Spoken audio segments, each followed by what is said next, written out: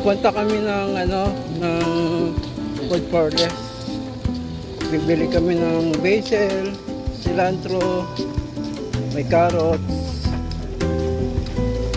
Pero yung iba, yung mga strawberry, saka yung mga blackberry, doon ako bumibili sa Costco. Kasama ko si Daddy. Maganda sa Costco, marami. Wala akong nakitang basil sa Costco, Daddy. Meron nakatago na.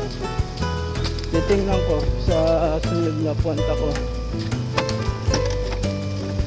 Punta kayo sa Costco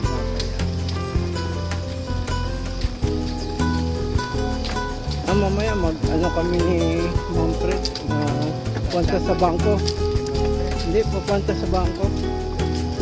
Si Les naman, lalaba. Papunta sa Costco.